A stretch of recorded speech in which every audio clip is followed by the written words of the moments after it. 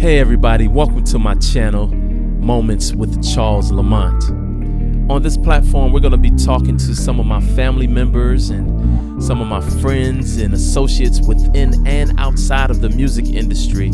So we're going to have candid conversations about who they are versus what they do. If you dig what you watch, please like and subscribe. Let's go. This episode is brought to you today by Mentone and Sproul. Everything fresh.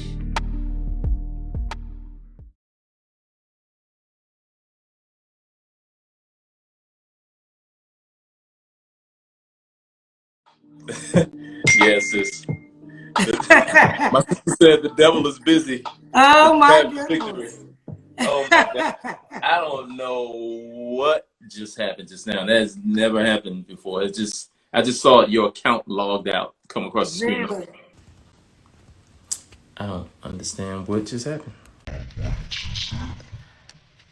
I'm like, what? My account did what? That's okay. Yeah. It just means great things are happening. You're worth being logged out. You're worth it. Thank you for that. Moments with Charles. These are just moments. Moments. That's definitely a moment. Wow. So after being interrupted, while you were being interrupted, you were talking about the festival. Yes. And it's on the ranch in how many acres was it again? 32 acres. Wow. It's gorgeous. Has a pond on it. It's perfect for social distancing. Wow. Which is, a concern for a lot of people. Right. That's what artists do you have lined up, if you can release that yet? Well, I can definitely share my headliners, and I have. Actually, I can share some of the lineup. Okay. It's a 2-day festival. So Saturday, there is a showcase. It's from 3 to 10. The whole festival is from 3 to 10 Saturday, and from noon to 10 on Sunday. And that's July 3rd and 4th weekend. I don't know if I said that. But let's see, we have an artist showcase for those budding artists to have an opportunity to perform. We have rock and funk and Afrobeat on Saturday, and we have Tia P performing. She is actually in LA, and she's coming in. William X is one of the Latin artists. Mumu Fresh is closing. She is the headliner for Saturday, which she's phenomenal. Yes. I got a chance to work with her. Black Girls Rock. She's one of my best friends too, but incredible writer, rapper, songstress, businesswoman, advocate, community advocate. Wow. Yeah, so she's Saturday night. This is on the live music stage, but there's 7 pavilions. Okay. And then Sunday we have, I should probably have my agenda in front of me, but I know we have some taiko players and Indian artist and Afrobeat again, and my orchestra is performing, and Shantae Moore is my featured guest on Sunday. That's relationship. Yeah. Okay. Yeah. DJ Mixmaster Brown is Nigerian. He's going to be representing the diaspora, and we have a few other African artists that are coming in, and some of the lineup is still unfolding. And some of our sponsors, and it's an international festival, so there's going to be presence in food and in vendors. There are vendors as well, and in performance, and so live music, film, fashion, business. So the business pavilion would feature activating international business. We will have workshops and seminars on preparing for death. I just had a meeting with one of the funeral directors in Houston, Paradise Funeral Home. Her name is Bridget. So she's going to do a Q&A and panel on just how to prepare for life after life, basically, that transition. And just conversations we need to have, and we can have them once, and then we don't need to have them. Sometimes we're just not prepared. as a community. And I mean, people who have resources on taxes and financial services and credit repair and business credit and what else? Setting up an LLC or an LP or a S Corp, C Corp, or DBA. And, you know, Majority Bank is one of my sponsors. Really, they do international banking for immigrants, sending money to Africa or South America and all of that. And yeah, that's the Business Pavilion. The Art Pavilion is sponsored by the Shrine of the Black Madonna, which is one of our leading, one of our thought leaders in the city of Houston on African American and African consciousness and the connection to that diaspora. That's super dope. So there's that. I was getting ready to ask you about the different pavilions, because I heard you say you have one music pavilion and then you have 6 other. So you answered all those questions. Thank you for answering those questions. Yeah, of course. Everyone that's just coming back in, again, we glitched and went out. Something weird happened. Doesn't matter. It's over. It's in the past. But my friend, Miss Cora Coleman, that's on here. And like, so I had a question that that just escaped me just now. Take your time. We have time. So like, here it is. Being a musician is already tough, right? And of course, you know where I'm going. But being a musician is already tough, right? What would you say to the young girl that's just like you, that want to play drums, that want to tour? What did you uphold? What promise did you make to yourself to withstand a male dominated world, especially being a drummer? You know what I mean? A lot of us, we see, you know, we, like me growing up, it was always fascinating to see female drummers, like, because I was like, dang, she played drums, like, and she killing, you know what I mean? Like, I was excited about it. But some dudes would be like, it's almost like the basketball court. When the girl come out on the court, they'd be like, can't play. And then she school everybody. You know what I mean? So it's like, it's sort of like the same thing. So what would you say to that young girl that's aspiring to do what you do on the music side? Be the best you that you can be, you know? Be excellent.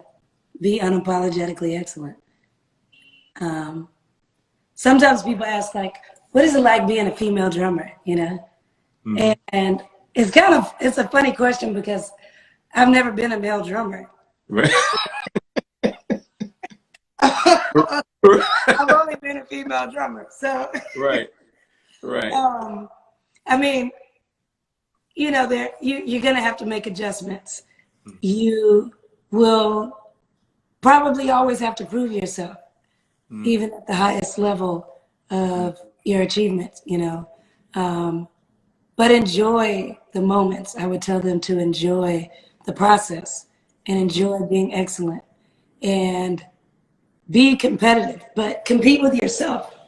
You know, compete with wherever you are. Because before I was a drummer, I was a diver. I was a competitive diver. I was a competitive swimmer. I played basketball. I played tennis. Before I played drums, I learned French and played chess, you know, in Montessori day school. So I played volleyball. I was student leadership. I was valedictorian through, I mean, I guess I was in high school, but I started really playing in marching band, 9th grade, 10th grade, and then drum set in 11th grade. So before I was a drummer, I was just competitive in other areas, you know? And so when you're a swimmer and a diver in particular, it doesn't matter what your competitor is doing. You really can only do as good as you can do. Absolutely. You know, so I've always had that as part of my infrastructure of just competing with my time, competing with my ability to land you know, in gymnastics, or land it, stick it, like, you know. So then when I got into drumming, it was like, when I was watching drummers playing in the marching band. And so if you're looking at me, then I'm playing like this, but I was backwards. Ah, It's reflected. So I got to like, yeah, I'm going to start, you know. I tried to, you know, play drums in middle school, and it was a little racist, I wasn't really ready, but they weren't really supportive either. So when I got to high school, that's really when I had an opportunity to start playing. But I was playing reflective, and they were like clowning me a little bit. I had some bully energy and whatever. And then it was like, well, what is it? And let me fix it, and then I'll show you. And I'm going to get this. So I sat and worked it out. And because I had friends that were already playing at church, getting paid to play at church, I was like, I grew up Catholic, but I was like, you getting paid to play at church? Right. So I just felt like I was behind. And in feeling like I was behind, I was just always aiming to catch up. And then that work ethic just, you know, kept propelling me. So I would say to a young female drummer, to be the best you, to be the highest expression of yourself.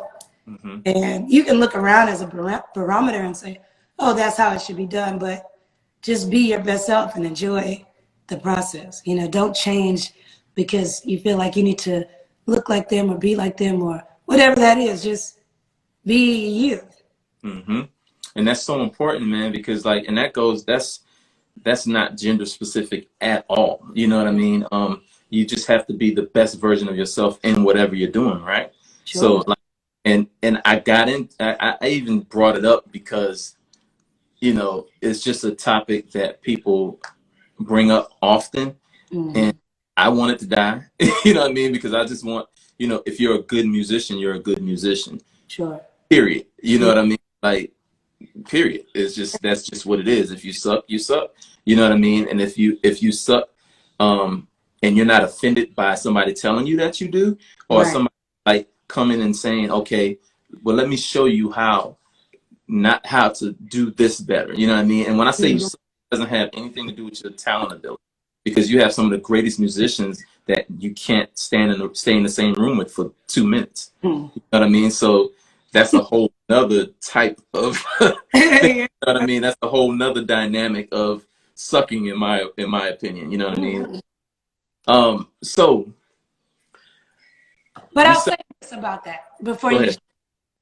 Go ahead. The thing that is sometimes challenging, and it's part of society, is double standards. And sometimes as a society, we don't teach girls and women to be aggressive. Like, I have learned, believe it or not, that when people say, man, you sound like a dude, that is a compliment. But the counter of that is, if I sounded like a girl, then that would suggest that I don't sound good. You know what I mean? Wow. Yeah. Wow. So you could say there's a jam session, you know, Friday night, you know, some guys are playing, should be great, let's go. And you'd be like, man, cool, let's roll up, let's pull up, you know? And then you could say the same thing, man, Friday night, it's gonna be a jam session, these girls have a band. It's like, oh, cool, are they good? And the assumption is that they're not. You know what I mean? Adequately. It's so that dynamic is there. And sometimes it is because we don't push the feminine energy to be that, like, stay in the practice room longer, shed longer, play harder, louder, you know, faster, or more gentle, or more with more finesse. Or, you know what I mean? Like, it's obvious that may be there, but it's not as obvious that the aggressive behavior, that drum set in particular, because that's what we share, needs at times, you know? And it's wild, because I remember you telling the story, and so it trips me out sometimes, a lot of times, because I used to like study you. I don't know if we ever had this conversation before. No, but back in the day when y'all did the kick snare hat DVD with D drum, that's, I mean, with not D drum, with DW. That's when I discovered you. That's when figured out or found out who you were, and I was just like, who is this? You know what I mean? Of course I knew who Gerald was. I think it was Gerald. Was it you, Gerald Nissan and Aaron? Yeah. Okay. I knew them, of course, but I was like, who's this? You know what I mean? I think I heard your name before, but I've never heard you play. Yeah. And then hearing you tell the stories, that's what I was going to, but hearing you tell the stories about you guys being in Aaron's basement, like when you were at Howard. Yeah. Those shed days, and you know, just everybody down there just funky and just throwing, doing the thing. You know what I mean? Like that's super dope to me. Like, what was that experience like, and what did that teach you in those moments of like just being in the dungeon, on the drums and off the drums? What did that teach you? It taught me that there's more to learn. You know, because I was studying music at Howard. What I was learning in the basement was a class of its own. You know, 4 drum sets and an MPC. And somebody like Aaron or Tim Steele, you know, you have to bring it. Yeah. But for me, you know, I was still playing classical music. I was still playing timpani and marimba. And so there was a finesse that I couldn't let go of, but there was an aggression that I was learning in that space, being able to deliver a thought, you know, in a statement, and make a statement every time it comes around. Somehow have something to say. Yeah. You know? Be a part of the conversation. Yeah. Yeah. Right. You can initiate something that then makes somebody else think, oh, okay, okay. And it comes back around. So I learned that power. You know, Aaron has power for days. You know, so it definitely shifted my playing up a notch in gospel music and funk and R&B, and how to approach playing around the MPC. Because I was in the jazz ensemble at Howard, and I was in the Howard Orchestra, in the marching band, and the American University Orchestra, and Catholic University Orchestra. But I wasn't playing with a clique. I wasn't playing with an MPC. So it was like, okay, seeing the time, hearing the time, and knowing, okay, am I behind it? Do I need to be in the middle of it? Do I need to, what does it feel like to be in front of it? You know, and just playing around with time. That was really my first exposure to playing around time like that. Wow. Yeah. Wow. And that's the time to learn. You learn with the best, because it's just like playing with clicks and playing with MPC tracks. It's a whole different ball game. You know what I mean? A quick story of mine. I was, I don't know, I've had to be like 17, 18. I was in North Carolina, and this guy heard me playing drums, and he was like, man, I need to get you in the studio. You know, this, that, and the third, blah, blah, blah. Yeah. I was like, oh, you know, I'm 18. I'm ready to go out, go to the studio. Yeah. He threw that click on. But I could not.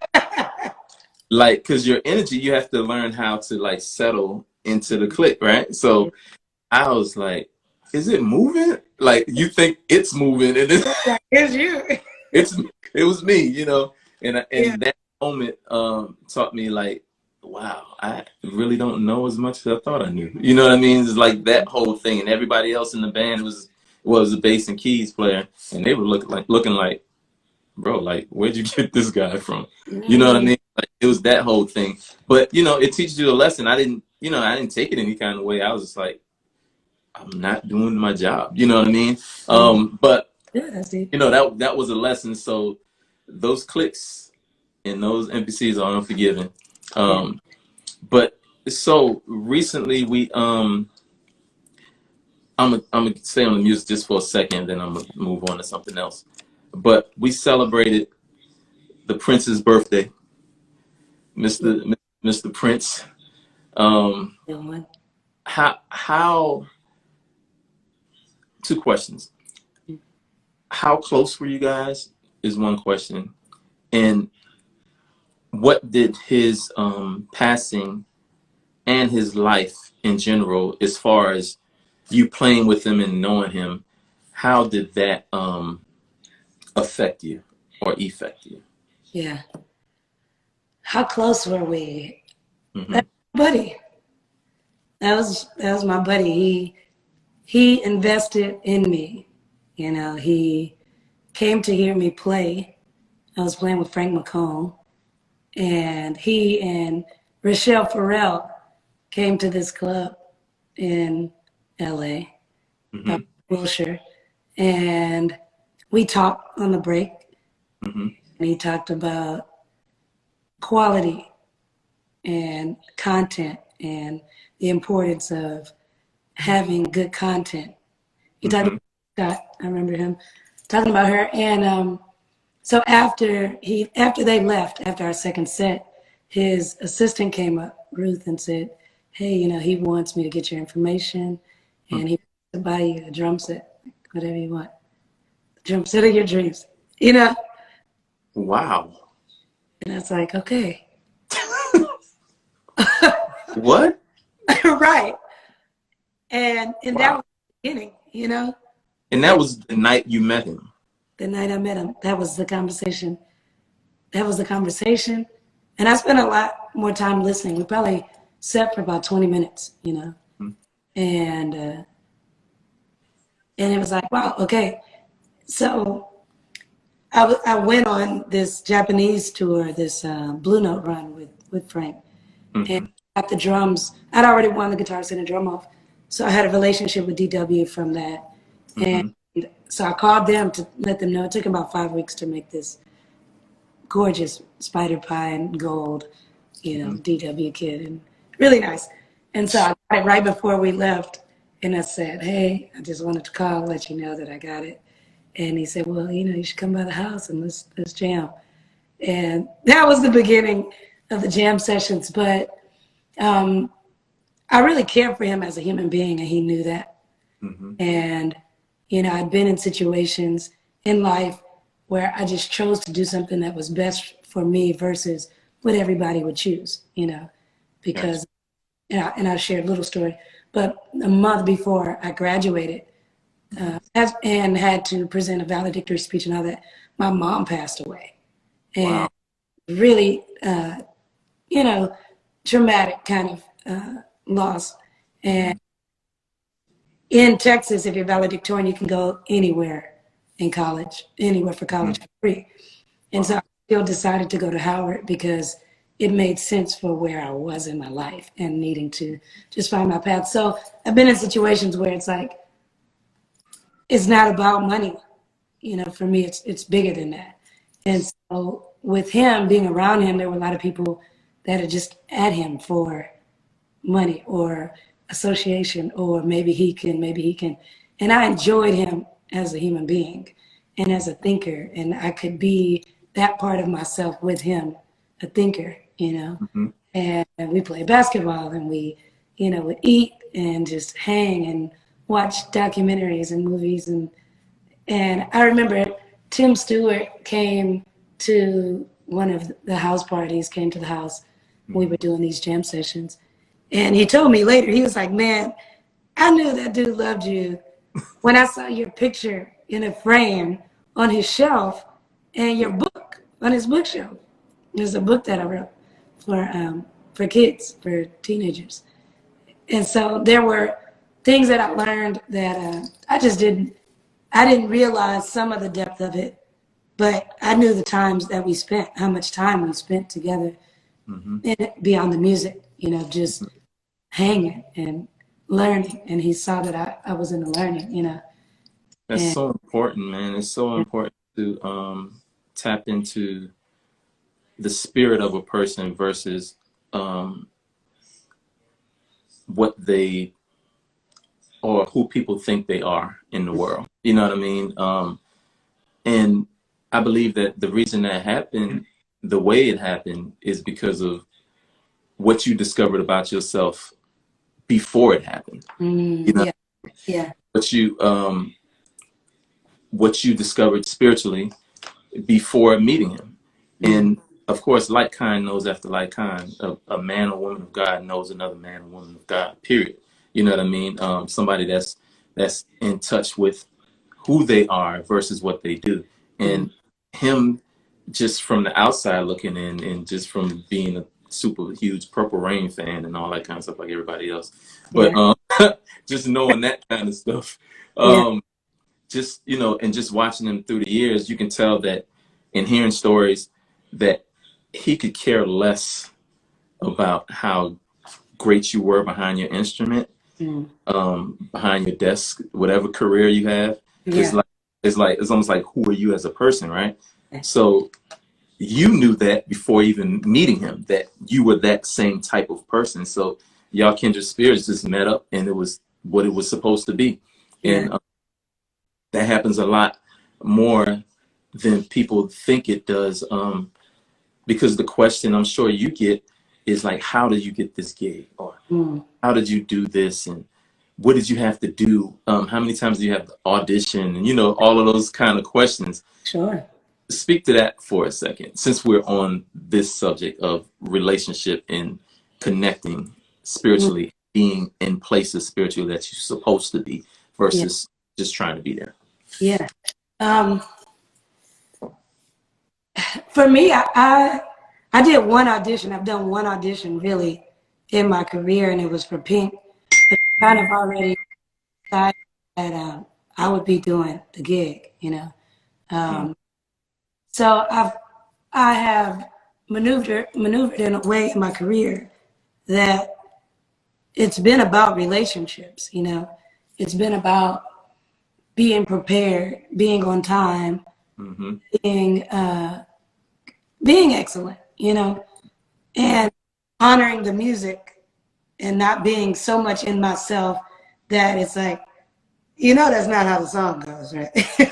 Right. You know, finding that balance of saying, okay, I'm going to honor the music, but I'm also going to put myself in the music in this way, like still leave the stamp, you know? Yeah. So I think in that it's about relationships mainly, and then in your reputation, because sometimes people don't even really know why they don't get a gig. They don't know why they don't keep the gig. They may even get it, and then they just say like the most inappropriate thing at the wrong time, and then it's like, and nobody will say anything to you, but they will take note.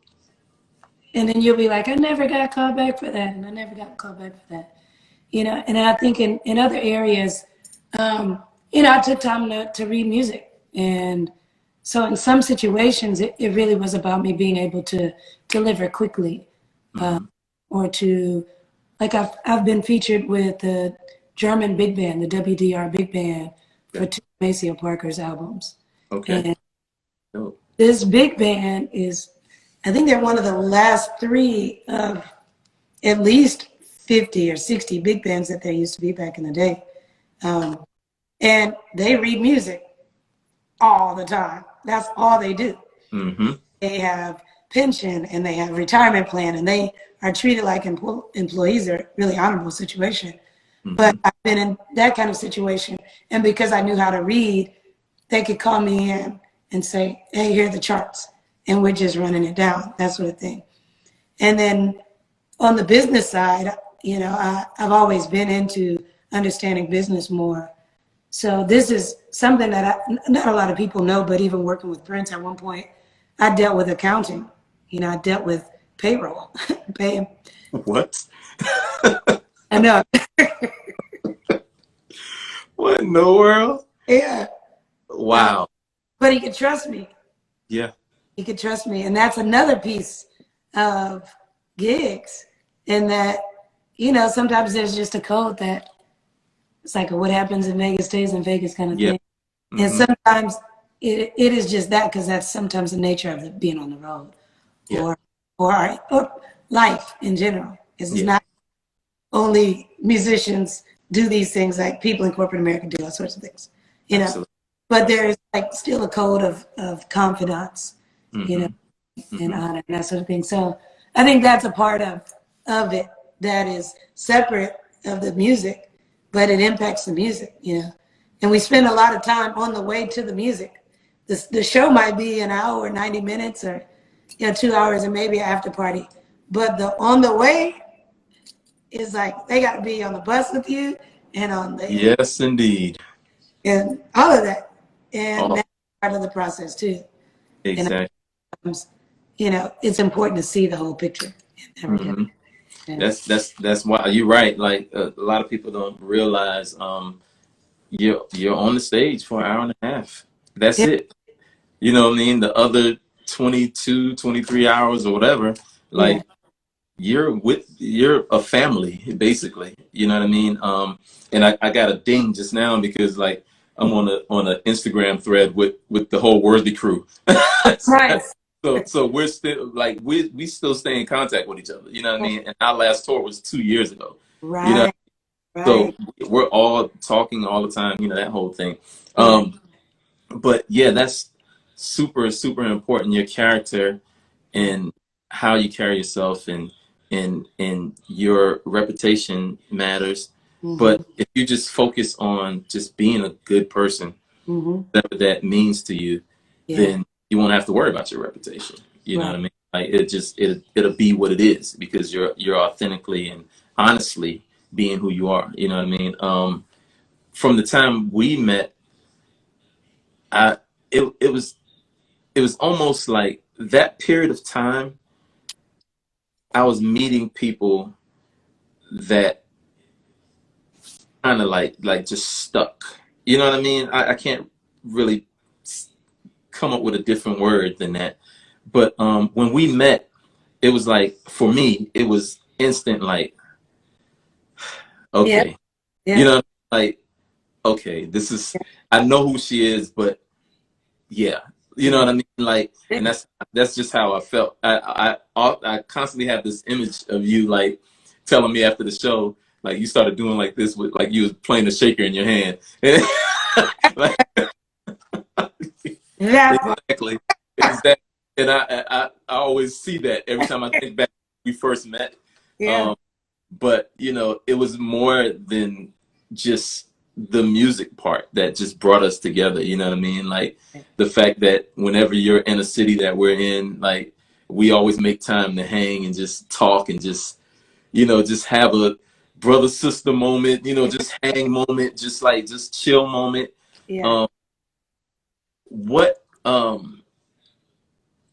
Why is that? Why? And my question is, why are you so laid back and chill? It's like every time I see you, you have this calm demeanor, you have this inviting presence. What is that? What do you do to maintain that? Like, do you meditate? Is it constant prayer and meditation? What is that? Like, you know, like, yeah, that's my question. What is that? Let's see. I do meditate. I do take quiet time. I generally don't I might wake up at 5:30, 5:45. If I have the festival going on, so I might post stuff that's happening.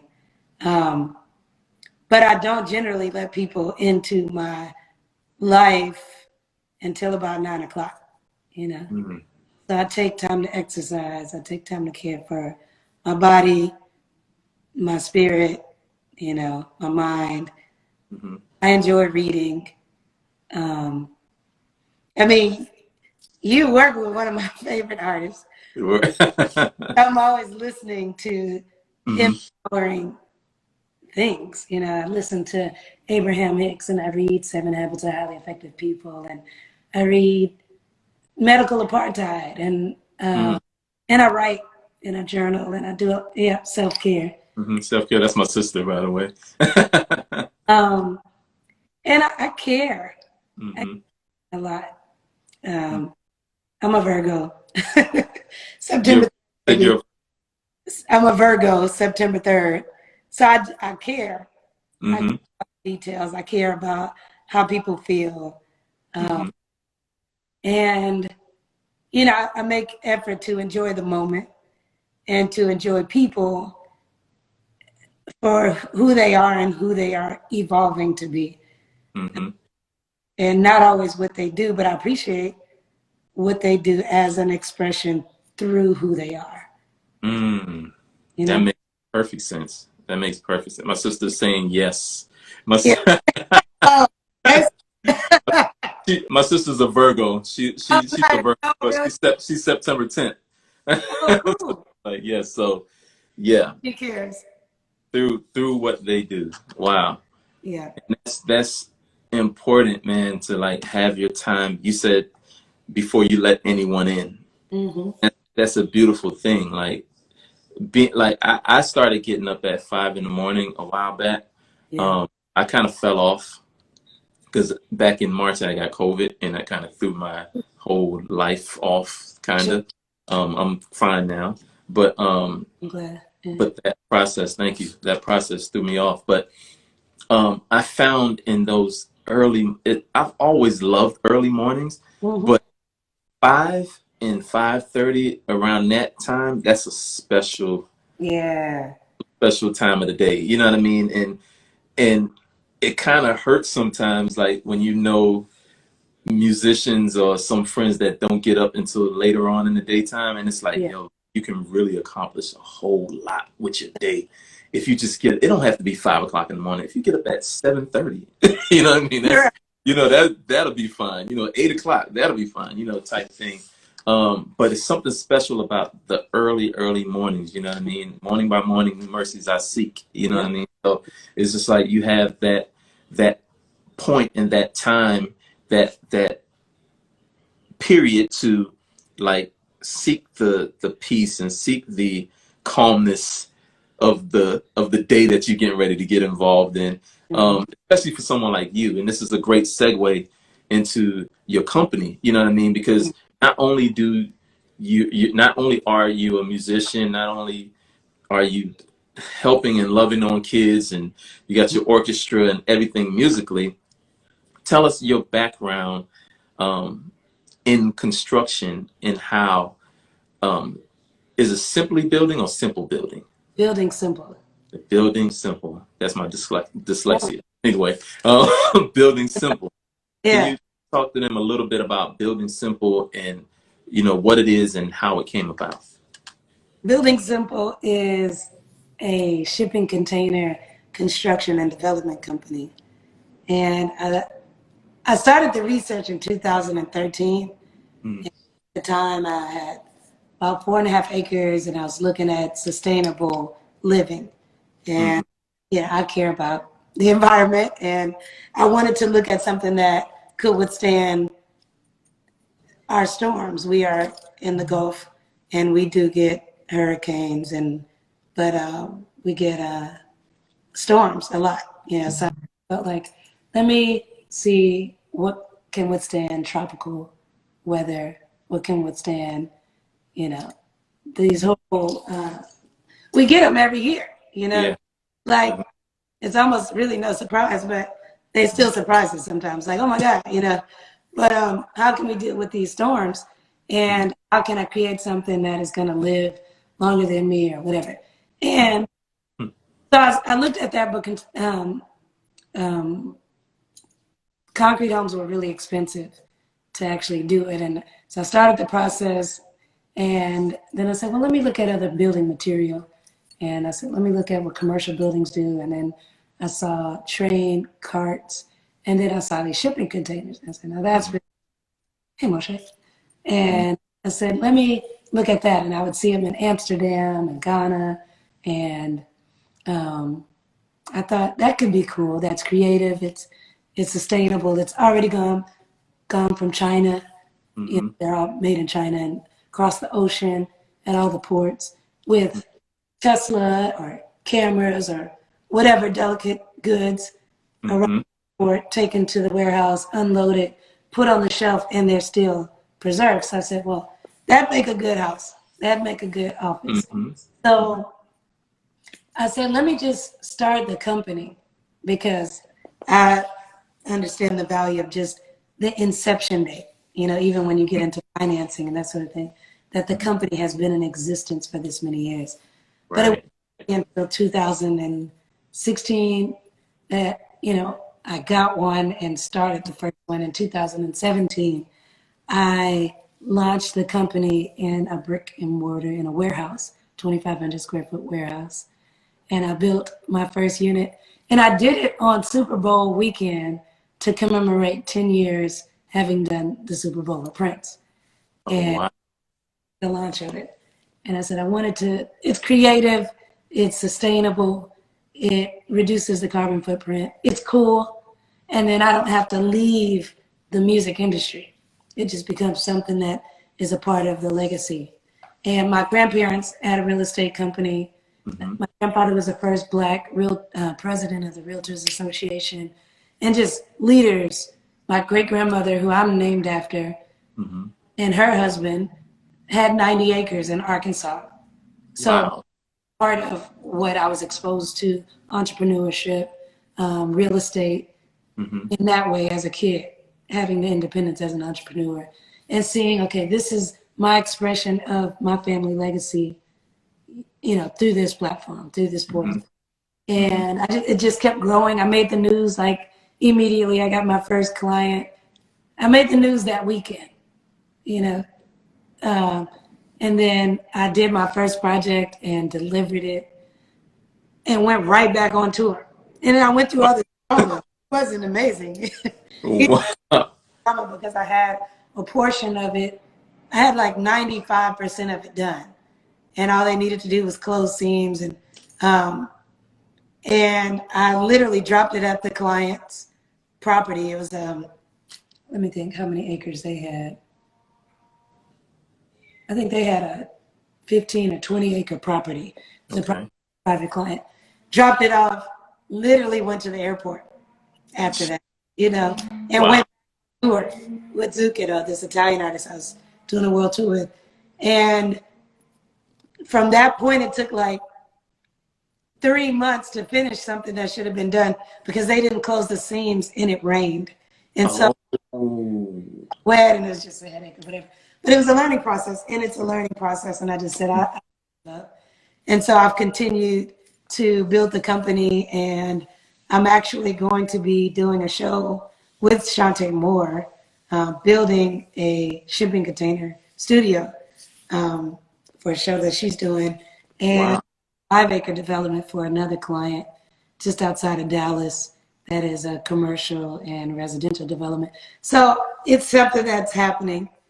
And Building Simple is also the presenting sponsor of the festival. So we're repurposing material for the festival. The VIP rooms are in shipping containers. Okay. That the VIPs can sit on top of the container and watch the show. And then we're repurposing a bunch of pallet wood as part of the facade and the build out. So we're filming everything. Shout out to Patrick Oliver. That's so. Congrats on that. First of all, that's super dope to see. See people break down the stereotype of musicians only just being musicians, whatever it's supposed to mean. I mean, I get it because of the history of I get it, but at the same time, it's always like so refreshing and so dope to see people like maximize on multiple streams of income, and not only just multiple streams of income, but something quality. You know what I mean? Something that you can like really use to like that's environmental. That's what I mean. That's helping somebody. That's and then you're helping the client. To have an office space that's not super duper expensive. You know what I mean? Like you're still paying a good amount of money for it, and because plumbing and everything else that comes along with it. But at the same time, it's just like it's different from going and getting like a brick, like a true brick and mortar, like a building. You know what I mean? So it's like somewhere, and then now it's cool, it's hip. You know what I mean? Like people are making coffee shops out of it, buildings out of it now. You know what I mean? That kind of thing. So it's dope, and it's eccentric, and it's artistic, So again, man, like that's super dope.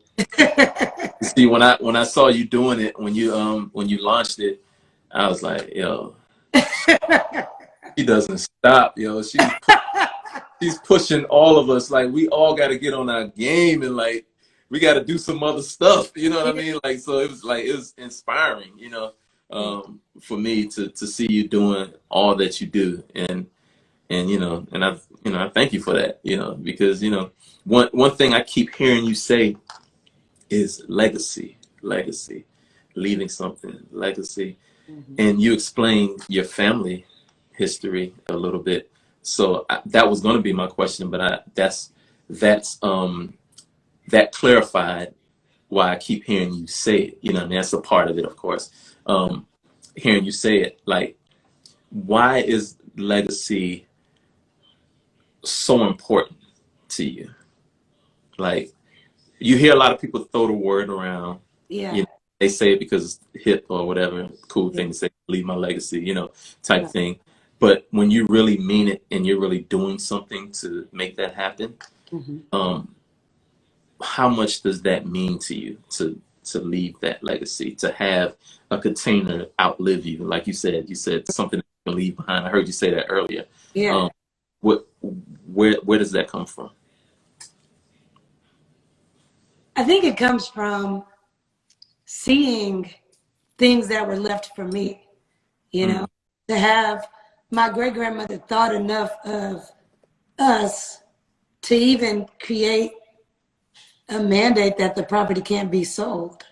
So to have a thought, there's a phrase that it's like, I'm sowing seeds for a tree whose shade I will never sit under. Wow.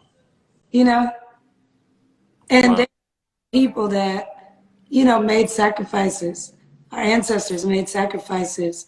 And as I study that more, and even, owning my queendom, not just because obviously I do sit on the throne, but it goes back further to when we were kings and queens, recognized as the original people, and seeing that, and then seeing the trauma that's happened, and through bodies of people, and the recovery of that and what that looks like. And so there are people that made choices and sacrifices and died, that maybe I wouldn't have to do that. So when I get out to that, then I say, well, shoot, if they did that, then I have to do something with that torch. I have to do something. So as much as I enjoy drumming, it's not necessarily anything I can pass down, to my kids when I have kids, or to my nephew, and my niece, and they can pass down. I can pass down the music in terms of my aunt played this or my mom played this and that sort of thing. But if I want to consider not even just the response to systemic racism, but just if I want to respond to what my community will need when I'm not here, then I have to invest and consider what I'm doing with my present differently. Yes. I'm processing things that happened in the past that maybe I didn't even like, but how long am I going to squander the moment about the past, which sabotages the future, because all I'm doing is sowing seeds with my now to create things to remember, Right. So that's why that's important, because I think about what was created for me and think about what I'd like to do, what I'd like to leave, how the impact that I want to have. And I remember passing by this elementary school and I said, man, I wonder how you get your name on a building. Right. How do you get your name on a school? And then as I kept evolving through, thinking, the other thing about creating and pursuing other parts of yourself or things that you dream about, oh, this would be great, or business or whatever, is as a musician, and it's our livelihood, but our body is our instrument. Yes. And kind of going back to the question of what is it like being a female drummer, I'd like to have kids. So, the other side of what is it like being on your cycle, what is it like, whatever, like there's being real sides of being a female drummer. But also know that I have to treat my body in a particular way for a period of time, because I might not sit behind the drums, but I like quality of life. And so I want to do other things that generate revenue streams to support the quality of life that I like, and to be able to help and create scholarships and do some of the things that were done. Like I got scholarships, but that money came from somewhere, you know? So I think about how that money helped me, even though I earned it through my grades or whatever. It helped me pay for things. So I'm now in a position where I have scholarships. I have a scholarship in Johannesburg. I have a scholarship at Howard. And I just got interviewed yesterday on a series called I Am Howard. And that series is 6 interviews. And it includes Anthony Anderson and Felicia Rashad. And, you know, and so to be, wow, playing the drums mattered, playing it well mattered enough for me now to be a keynote speaker at commencement at Howard, or to be a part of this series, or playing the drums, you know? So every time I find myself in that kind of space of honor, then it just makes me more intentional about what I want to leave. And like we talked about earlier, though, and thank you for answering that. That was phenomenal. But like what we talked about earlier is, you said from playing the drums, and when you boil it down, and for I'll say people like us, that's what it feels like. It's for playing the drums, but it's not just for playing the drums. It's for you being who you are. You know what I mean? Because there are a lot of drummers that can't say that's not doing that. You know what I mean? So, and that's not getting that type of respect and honor. You know what I mean? So it had to do with who you were off the drums, and that's why I intentionally asked you the question. Tell people who you are and what you do. You know what I mean? Because it's those are 2 completely different worlds. You know what I mean? Like those are 2 completely different worlds. You know what I'm saying? Like, you know, I play drums with, like you mentioned India earlier. Like I play drums with India, but that's not why I'm on the gig, because I play drums. I'm on the gig because we met and we hung out. We was at an event and we got cool. Same story. Got cool, and she and she was like, when we met, I was short story. When we met, I don't know if we ever talked about this. Tell me. So we met at Anthony David's rooftop celebration. He was doing a thing for him because it's #1 on Billboard. G1, bro.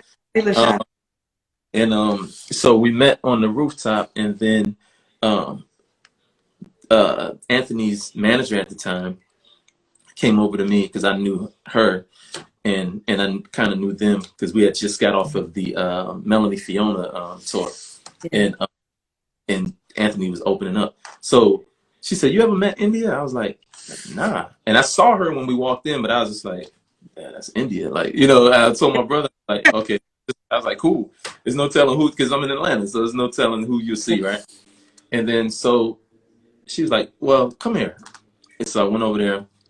She introduced us. She was like, and the first thing India said, she was like, "I know both of you guys are musicians, but which one of you sing?"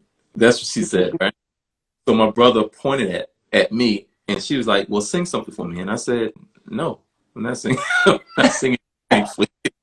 She was like, and you know her, she was like, "How you gonna tell me no?" Right. How you gonna tell me no? You know, like that type thing. She's like, "That's all right. I'll ask you again later. I'll ask you later."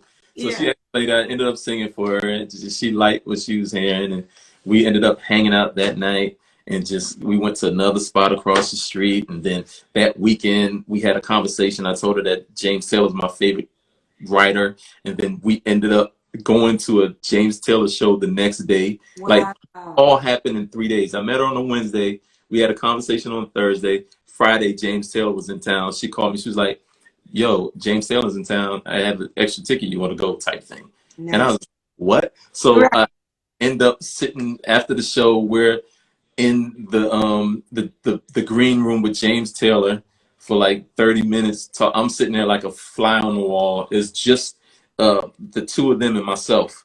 Yeah. Like, that's all who was in that little space. So I'm like, what is going on right now in my life? You know what I mean? Type thing. So that's how it started. And then one day she asked me to play for her. You know what I mean? So it was just like, that's the story. That's just kind of how things happen. You know, you have kindred spirits, and then, you know, that's just what happens. One day I think she came to see me play with your Texan home girl, with Carmen Rogers. I was playing with Carmen at Apache when Apache was open, and she came out, and then shortly after she asked me if I can fill in, and that was when we met first. So my first gig with India is when we met in Chicago. That was my first gig with India. And you remember when it was the African Arts Festival? Mm-hmm. You remember? Yeah. So that was my first gig with her. Wow. I forgot. I thought it was so we had already met before the show when I saw you in Texas when you did this. Yeah. Yeah. Before that. Yeah. But yeah, so that's the story, and yeah, it was wild. But the point is who you are. Yeah. Period. That's why you're doing what you do. That's why you are who you are, and you're blessed to have come up the way you came up. So like, this is almost like a question, like asking you how it is to be a female drummer, because you've never been a male. But this question is, what do you say to someone that didn't, and this is going back to legacy, that wasn't able to have things passed down to them, have knowledge passed down to them, have hustle passed down to them, have the ability to handle people passed down to them? Like, what would you say to that person? It doesn't even have to be a young person, you know, because, you know, we'd be old and don't really learn much in life, you know. But what would you say to that person that's trying to build a legacy but struggling with it? You know, my phrase is always, life is rhythm and rhythm is patterns. It's a blend of upbeats and downbeats, delicately interwoven with sound and silence.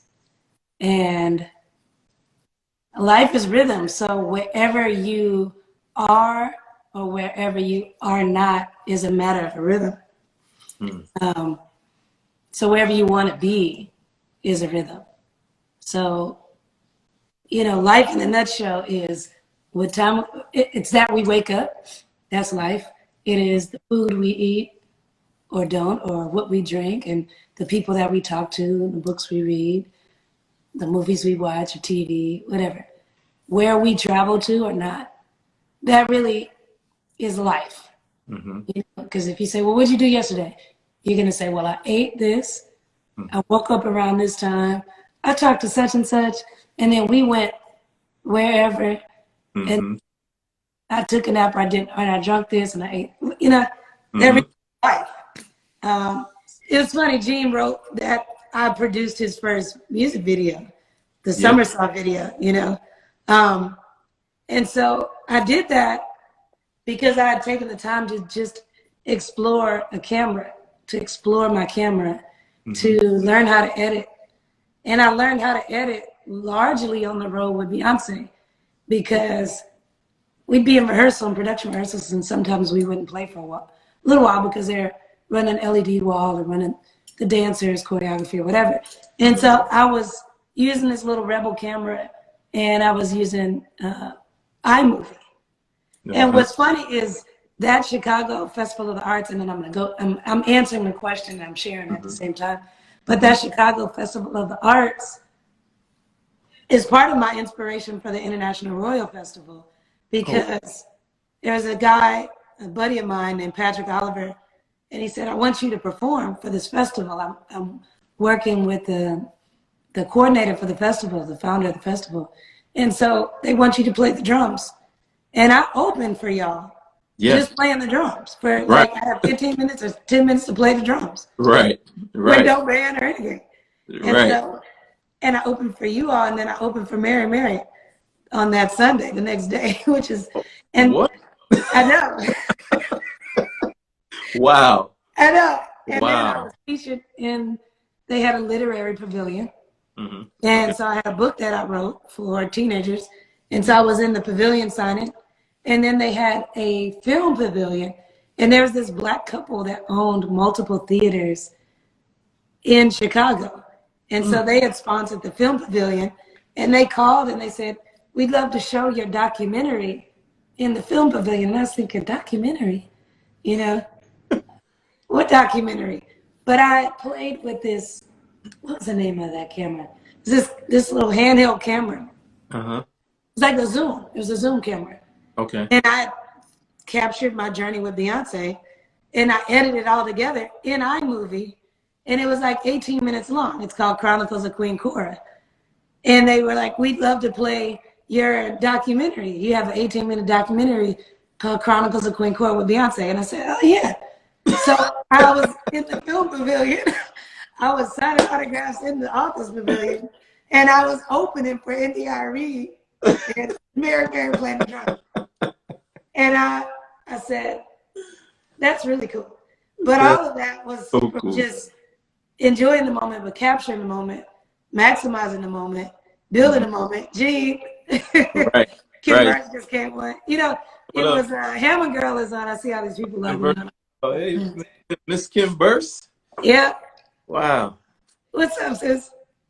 So, what I would say then, going back to your question of how would I encourage someone who doesn't have anyone encouraging them about legacy or building or inspiring them, I would just say learn, just try. And it's scripture, and all you're getting, get understanding. Yes. So whatever that is, if it's your payroll and you're getting $9 an hour, then understand what that means. Understand what the taxes are associated with that. Understand the withholdings. Understand, you know, what you can get from the environment and what you could take away from the environment. What you can pour into it and what you can take out of it. Mm-hmm. If they're not getting that encouragement, then, you know, dream and pursue. Look for your hero or your mentor. I have distant mentors, and I'm like, they are my best buds, but they have no idea who I am. Right. I have quite a few of those myself, so yeah, I get it. Yeah. But you have to listen to other things that put you where you want to be, or watch other things that put you where you want to be, and then just be on your way and give yourself permission to, you know, process through the journey. You know, it's like a navigation system. If you say, okay, this is my destination, this is where I want to be. If you turn off the path, you're not really off the path, because every step you take is just redirecting you. Yes. You know, and the navigation doesn't say like, that is so dumb, you made that right turn. Or, I can't believe, you know, it doesn't really scold you for even exploring and going off the path that it designated for you. Is just going to recalculate, you know?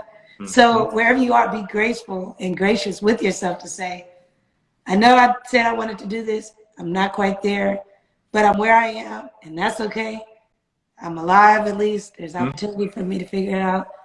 Now, I mean, we have devices, and we have so many resources to expose us to other things. So that's what I would say to young or old. It is the rhythm of saying, like you said, let me wake up earlier. And I have some really amazing things that are happening every day, right? But I wake up early enough for lots of things to happen. Even if they're not great, it's like, well, I'm up early enough, I can recover at 10. Right. At 11:45. Right. You know, but it's just, you know, giving yourself room, giving yourself time, connecting with people that look like how you want to look, or speak how you want to speak, or dress how you want to dress, or just are how you want to be. Right. That's what I would say to people that don't have that around them. And genuinely be that, you know what I mean? Because a lot of times people feel that they have to adjust who they are to be in the company of people that they aspire to be. And one of the main things that I've personally learned is that the people you aspire to be, whatever led you to them is what led you to them. You know what I mean? Is who you are, is what you've been seeking. You know what I mean? That led you to that person or to this whatever. So if you get into that space and you start like feeling like you have to readjust who you are at the core to fit in or to whatever, it's just like, it's instant. You know what I mean? People that are in certain places of life and has been through certain experiences, they appreciate genuine people being around. You know what I mean? Like yeah, she is. She is a whole conglomerate. For real. But yeah, it's just like you, like for you, like I'm sure you appreciate a person just being themselves. Like just, you know what I mean? Like just be who you are. I'm not here to judge you. I'm not here, you know what I mean? But some people may feel like they have to be a certain way, you know what I mean? Like to hang around certain people. So like, I promise you this is my last question because I don't want to. I mean, I could keep you all night, but I don't want to do that. But what do you say to people that find themselves in those spaces and they want to connect with people but don't really know how to? Like, they don't really know what to say. They don't really know if they're going to be like, you know what I mean? They don't know if they're going to be offensive. They don't know if they're going to be the corny guy in the room or if they're going to be this, you know, which is no such thing, you know. But I think corny people and nerds are the funniest people. I'm a nerd, so it's just the best thing in the world to be like just quirky and whatever. My wife laughs at me all the time. Notice I said at me. She laughs at me all the time. At you. But yeah. So what do you say to those people that just want to explore those options, but they don't know how to conduct themselves when they have the opportunity to? I mean, I think you could really just be honest and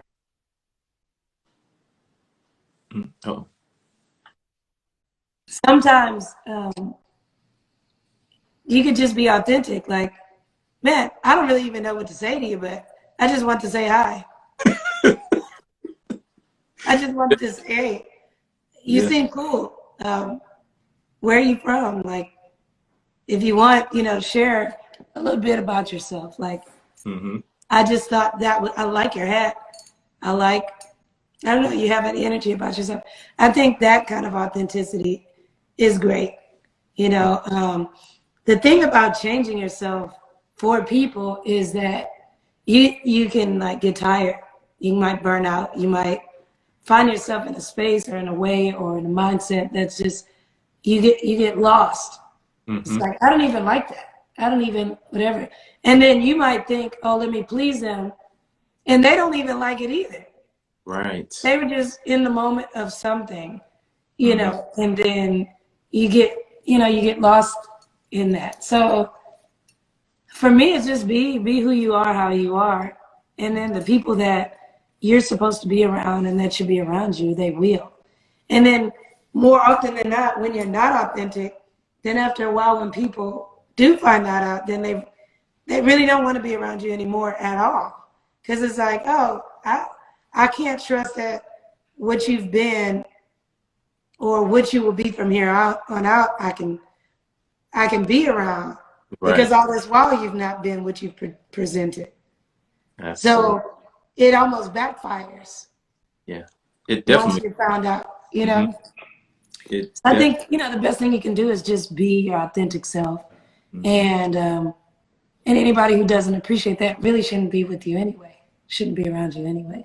No one should like tolerate you. And if they're tolerating you, then what is that? What is that? Who wants to be tolerated? Who wants to be tolerated? Like, you know, am I that much of an inconvenience? And if I am, then I really shouldn't be here. Because that's not life. What is that, you know? Man, sis,